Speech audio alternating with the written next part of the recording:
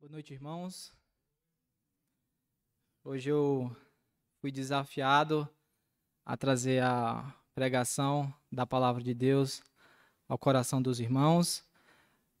Para mim é um motivo de alegria, porque nós estaremos aqui compartilhando de algo tão precioso que é o nosso Senhor Salvador Jesus Cristo, a palavra de Deus. E o pastor brincava comigo, né, de que a minha meta bateu 5 minutos, né, que foi quando ele deu a primeira pregação dele, né. Então aqui minha meta é os 5 minutos além do tempo normal, né. Mas espero que os irmãos saiam edificados aqui desse momento. Nosso tema de hoje é oração, né. O nosso texto base é em 1 Timóteo 2, versículo 1. Vou convidar os irmãos novamente, a última vez, a ficarem de pé em reverência à palavra de Deus. Logo após, a gente dará continuidade à nossa exposição. O espaço aqui é pequeno para mim, então eu vou dividir com o notebook e a Bíblia aqui do lado.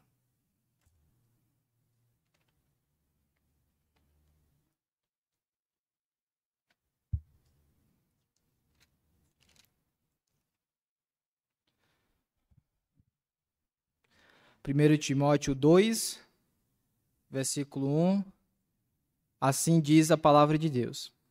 Antes de tudo, pois, exorto que se use a prática de súplicas, orações, intercessões, ações de graças em favor de todos os homens. Senhor, abençoa a palavra lida aqui na tua casa, usa o teu servo para expor a palavra aos corações dos irmãos aqui presentes e aos que estarão nos assistindo. É isso que eu te peço, agradeço em nome do teu Filho amado Jesus Cristo, amém. Podeis assentar, irmãos.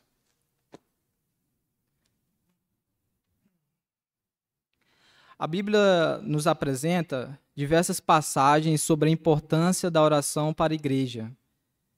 De certo, podemos afirmar que não há cristianismo sem oração. Não há vida cristã sem oração. Não há famílias fortes sem oração. Não há igrejas fortes sem oração. Não há avanço missionário sem oração. A oração é o oxigênio da igreja, é uma evidência de que você nasceu de novo, é a evidência de um crente maduro na fé, experiente com Deus e revestido de poder. Hoje, então, vamos conversar um pouco sobre a oração. E quando nós vamos para a Bíblia, tanto no Antigo quanto no Novo Testamento, eu vejo o povo de Deus orando. Eu vejo, por exemplo, Abraão intercedendo por Ló, que estava em Sodoma, uma cidade condenada, e no livro de Gênesis relata que Deus destrói Sodoma e Gomorra e salva Ló por causa da intercessão de Abraão, seu tio. Por meio da oração, Deus promoveu o livramento e salvação para Jó. Vemos a história de Moisés em Cádiz Barneia, no momento decisivo da história do povo de Israel, quando a ira de Deus se acendeu contra aquele povo rebelde no deserto, e diz a Bíblia que Deus se propôs a ter uma nova nação por meio de Moisés. E Moisés se coloca na brecha em favor do povo e diz: Senhor, perdoa o pecado desse povo, ou risca o meu nome do livro que escrevestes. Se encontra essa passagem lá em Êxodo 32, 32. E Deus ouve a oração de Moisés e poupa aquela nação. Eu vejo Ana, atribulada pela sua rival e mal compreendida pelo sacerdote Eli e pelo seu marido Eucana, clamando a Deus por um milagre para ser mãe. E as Escrituras dizem que Deus abriu a madre de Ana e ela concebeu à luz a Samuel, o maior profeta, sacerdote e juiz daquela geração, fruto de uma oração. Temos o rei Ezequias enfrentando 2 problemas gravíssimos no seu reinado aos 39 anos de idade. O apogeu do seu reinado, diz a Bíblia que ele estava com uma doença mortal.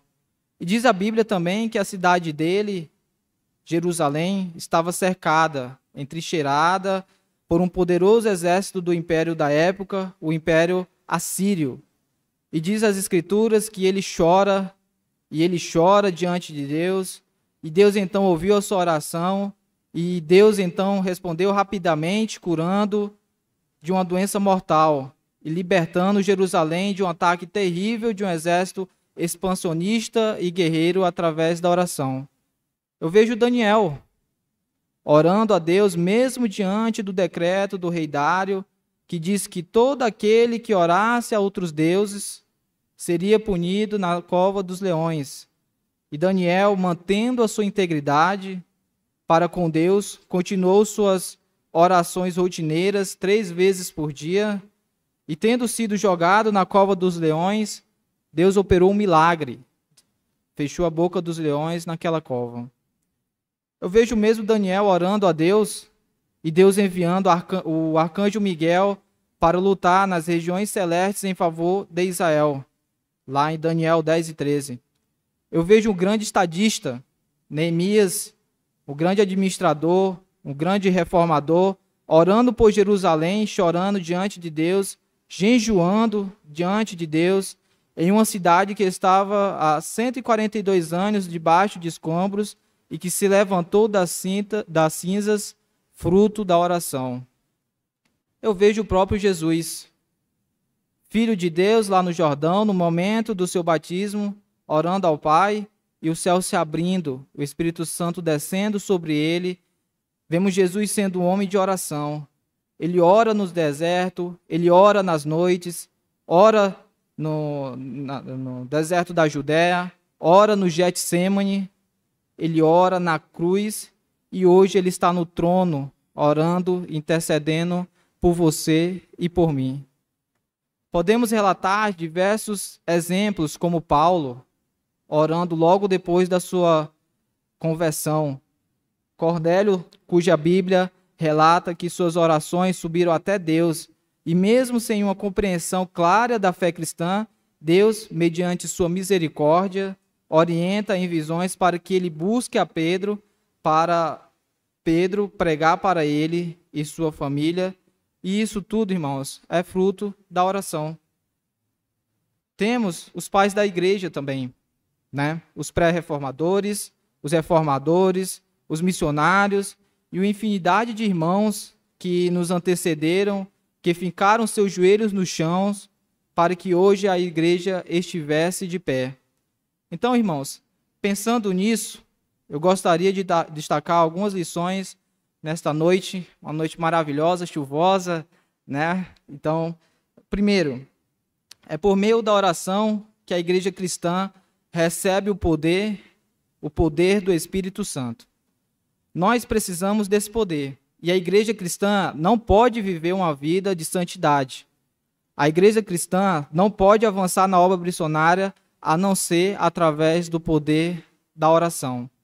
A obra missionária começa com os joelhos que oram, a obra missionária começa com os bolsos que contribuem, a obra missionária começa com os pés daqueles que vão, mas tudo começa com a oração. Evidência disso, Lucas 24, 49, quando Jesus foi assunto aos céus, ele disse para os seus discípulos: permanecei na cidade até que do alto sejais revestidos de poder. Esta é a ordem. A igreja deve fazer a obra, mas antes de fazer a obra, a igreja precisa de revestimento de poder. E revestimento de poder só se recebe por meio da oração. E em Atos 1,14 diz que, então, eles perseveraram, os discípulos, então eles oraram, então eles unanimemente clamam a Deus, e diz a Escritura que, como resultado dessa oração, o Espírito Santo é derramado. A igreja cheia do poder é a igreja que ora, e assim avança na sua empreitada missionária, nas suas ações sociais e no pregar do Evangelho. Eu vejo em Atos 6, 4, os apóstolos tomando a mais importante decisão, talvez, do livro de Atos. A igreja tinha sido perseguida e enfrentava a perseguição com a oração. A igreja enfrentou um problema daquele casal hipócrita, Ananias e Safira, com a infiltração de um inimigo no meio da igreja, e a igreja enfrenta e discerne isso com a oração. A igreja agora está enfrentando outro problema. Lá, ainda em Atos, um problema social das viúvas helenistas, onde estavam sendo esquecidas na distribuição das necessidades diárias que elas tinham. E diz a Bíblia que os apóstolos, em vez de se redobrar ainda mais para servir as viúvas, ou em vez de dizer, não, o povo reclama mesmo, eles tomaram a decisão de consagrar homens cheios do Espírito Santo, cheio de sabedoria, cheio de fé para esse ministério da diaconia nas mesas, e quanto a nós, consagraremos a oração e ao ministério da palavra. Ou seja, os apóstolos estavam priorizando ali a oração. Em segundo lugar, irmãos, a oração ela é a base para o avivamento da igreja. Hoje nós queremos avivamento. Nós lemos sobre avivamento, nós visitamos lugares de avivamento, nós nos alegramos com os testemunhos daqueles irmãos dos nossos passados que receberam avivamento, e nós oramos para que Deus faça de novo ainda hoje. Mas o avivamento, ele vem em resposta à oração.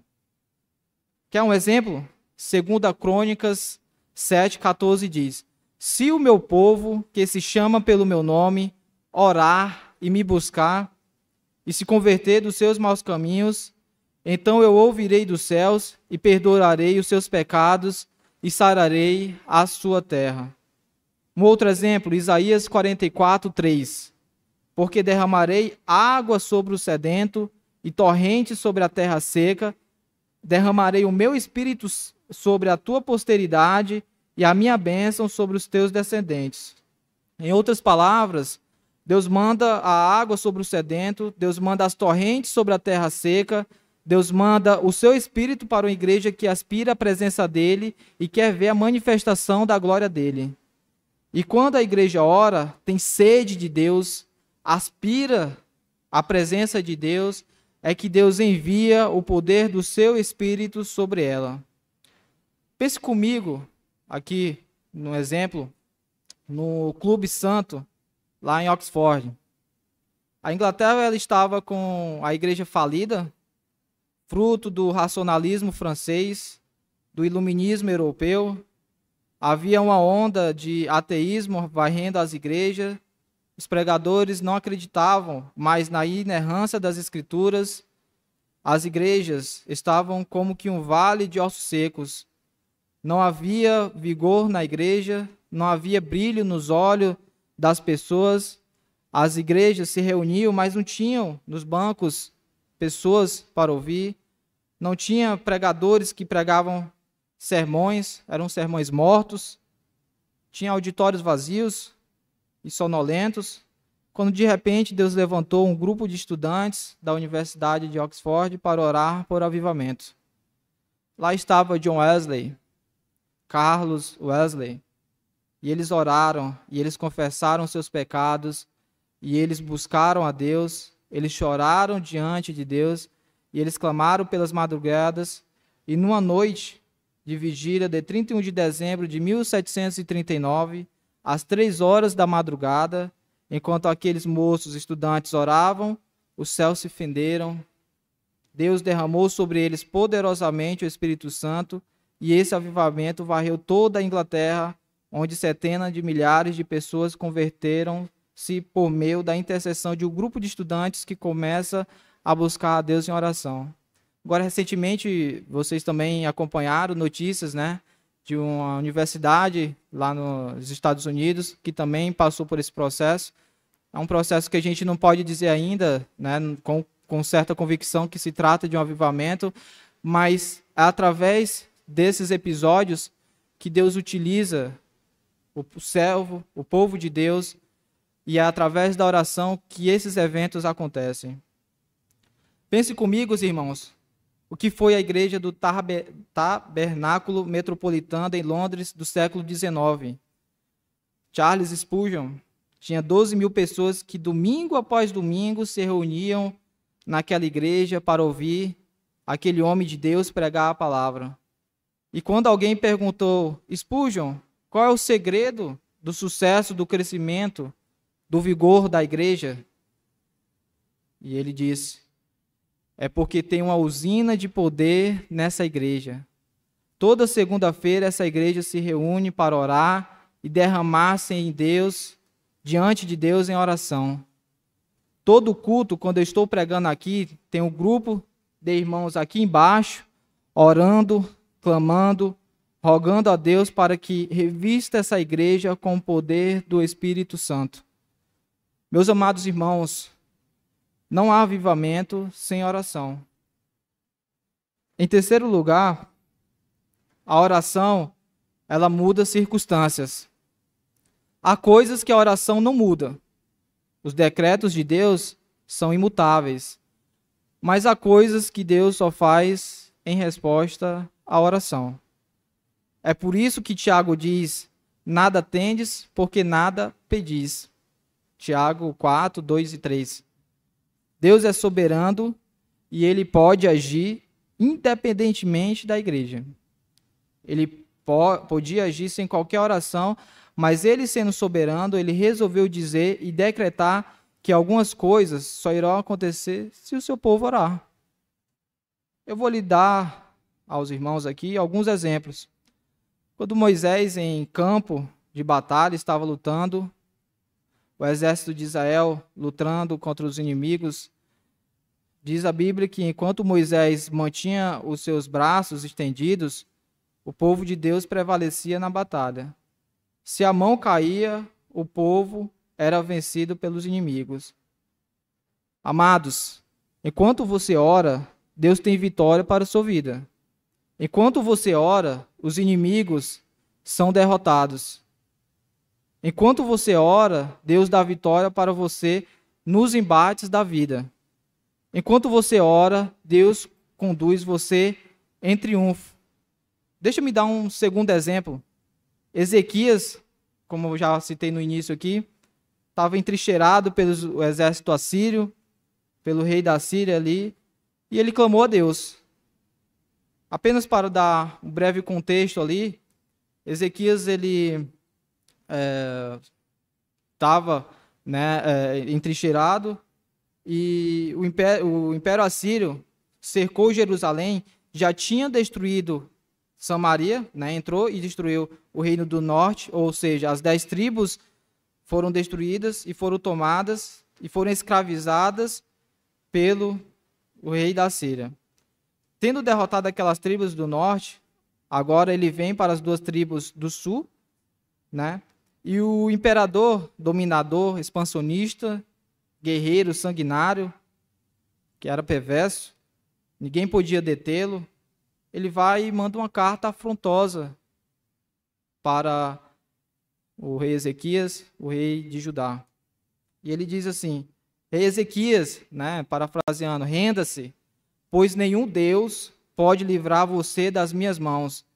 E diz a Bíblia que Ezequias pega aquela carta afrontosa, leva para a casa de Deus, expõe aquele problema na presença de Deus, e Deus diz, Ezequias, você não vai ter que lutar, pois esta luta é minha. E diz a Bíblia que naquela mesma noite saiu o anjo do Senhor e feriu 185.000 soldados assírios, e Jerusalém foi liberta pelo poder da oração. Alguém ainda tem dúvida sobre o poder da oração? Diz a Bíblia em Atos 12 que Pedro estava sentenciado de morte, preso, guardado em segurança máxima na prisão de Herodes, mas diz a Bíblia que havia oração incessante da igreja em seu favor. E Deus mandou um anjo, rompeu as algemas, atravessou os portões de ferro e libertou Pedro, porque para Deus nada é impossível. Quando o seu povo se prostra em oração, as prisões se abrem, os reinos são restaurados, há um avivamento, e esse é o desafio da nossa igreja nos momentos atuais.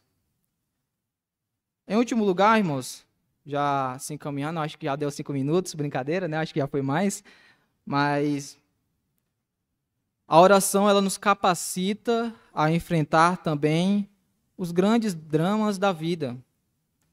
Não sei que tipo de drama os irmãos estão passando.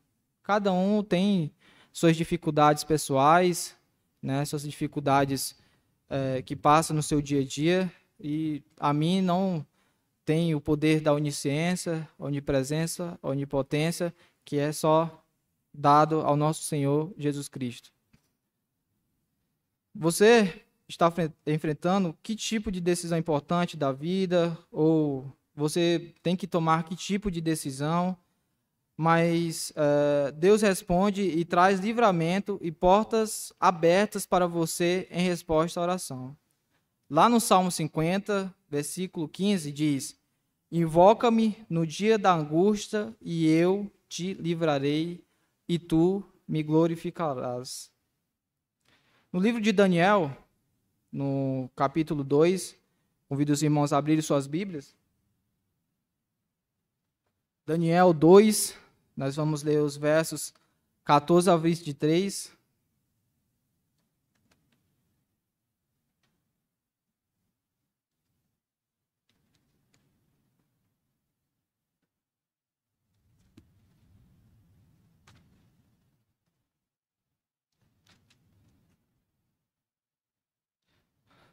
Então, assim diz a palavra de Deus em Daniel 2, 14 a 23. Então Daniel falou avisada e prudentemente a Arioque, chefe da guarda do rei, que tinha saído para matar os sábios da Babilônia. E disse a Arioque, encarregado do rei: Por que é tão severo o mandato do rei? Então Arioque explicou o caso a Daniel. Foi Daniel ter com o rei e lhe pediu que designasse o tempo, e ele revelaria ao rei a interpretação. Então Daniel foi para casa e fez saber o caso a Ananias, Misael e Azarias, seus companheiros, para que pedissem misericórdia ao Deus do céu sobre este mistério, a fim de que Daniel e seus companheiros não perecessem com o resto dos sábios da Babilônia. Então foi revelado o mistério a Daniel, numa visão de noite. Daniel bendisse o Deus do céu. Disse Daniel: Seja bendito o nome de Deus, de eternidade a eternidade, porque dele é a sabedoria e o poder. É ele quem muda o tempo e as estações, remove reis e estabelece reis. Ele dá sabedoria aos sábios e entendimento aos inteligentes.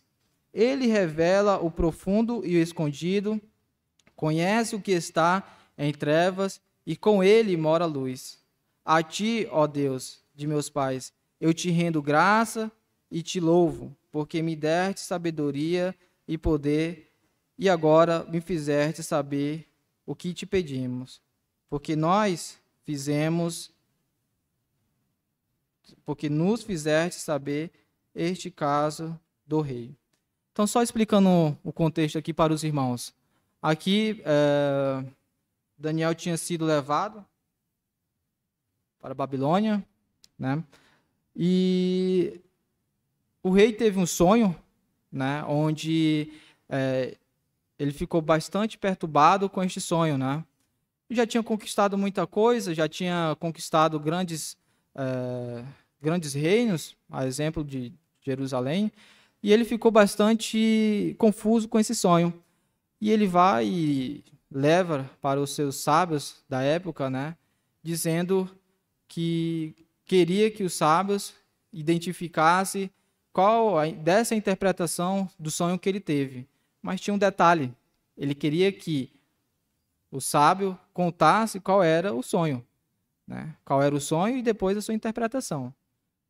E os sábios, né, da época não conseguiram interpretar nem dizer qual seria o sonho, e pedia para que o rei pelo menos contasse, né, o que seria, para que eles dessem a interpretação. O rei não acreditou muito nessa história dos sábios e determinou, até tal dia, né? Até tal dia, os sábios que estão aqui no meu reino serão mortos, né?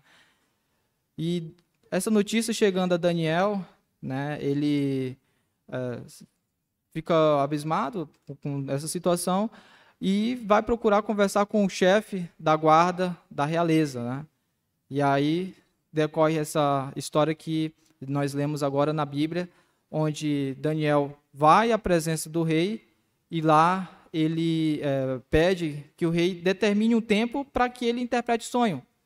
O rei determinou um tempo lá, e um dos temas chaves do livro é mostrar que, apesar do povo de Deus estar dominado por uma nação pagã, né, Deus ele é soberano. Então, os sábios da época não sabiam, não tinham condições de interpretar o sonho, mas os irmãos já sabem muito bem que Daniel obteve a graça do Senhor, obteve a interpretação do sonho, o qual ele posteriormente recitou. Então, irmãos, é Deus quem está no controle dos governos, é Deus que está no controle da vida de cada um de nós aqui, né? E mesmo que muitas vezes aconteçam situações de estarmos no reino pagão, como foi a situação de Daniel aqui, Deus está no controle dos atos desses reis pagãos. O povo de Deus ele enfrenta dificuldades, porém com coragem elas não ficam frustradas e desanimadas. Todos aqui nós passamos por dificuldades, nós passamos por situações complicadas, mas nós temos uma esperança, nosso Senhor Jesus Cristo, que é capaz de tudo. Elas conseguem tomar atitudes, o povo de Deus, que podem resolver o problema, atitudes pensadas e atitudes corajosas, com calma e com coragem. É o que a gente vê nessa história de Daniel. Daniel, ele poderia, quando ficou sabendo que seria morto, puxar os cabelos, se desesperar, ou então, como alguns também reagem, ficar parado, paralisado. Mas não. Deus, ele dá a verdadeira sabedoria e confiança para que nós tenhamos e hajamos com calma. Ele também compartilhou seu problema ao voltar para casa e fez saber o caso a seus amigos. Ele contou a Ananias, Misael e Azaria, os seus companheiros. Ele não carregou o fardo sozinho, ele dividiu. Uma outra lição que a gente também tira dessa história. A gente, muitas vezes, está com fardo e quer carregar sozinho, porque tem vergonha de falar na igreja, né? Às vezes a gente se sente incomodado, né? O irmão vai ficar sabendo muito do que eu estou passando, e a palavra de Deus nos dá essa lição. A casa de Deus é o local apropriado para você compartilhar das dificuldades com os irmãos, para os irmãos saberem quais são as suas dificuldades e colocarem em oração junto. A confiança que nos leva a agir com calma, com coragem, compartilhando e clamando com o clamor a Deus, nos faz crer que Deus é misericordioso, Ele é amoroso e também Ele é soberano. O Deus do céu, diante das crises da vida, das dificuldades, das ameaças, Ele manifesta o seu poder, compartilhando e nos dando o amor em Jesus Cristo. A vida às vezes pode nos dar algumas curvas, né? Com crises, dificuldades, né? E cabe a nós, a cada irmão aqui, confiar e também, conforme a temática dessa nossa pregação aqui, orar. A oração move montanhas, a oração tem o poder de abrir portas, e conforme diversos exemplos aqui, já citado pelos irmãos, a oração é a melhor reação que Deus nos dá para podermos enfrentar as dificuldades da vida. Então, fica esse desafio para os irmãos, que os irmãos estejam orando um pelos outros. Nós teremos agora um tempo de oração e que os irmãos também levem nos vossos corações esse desafio. Amém?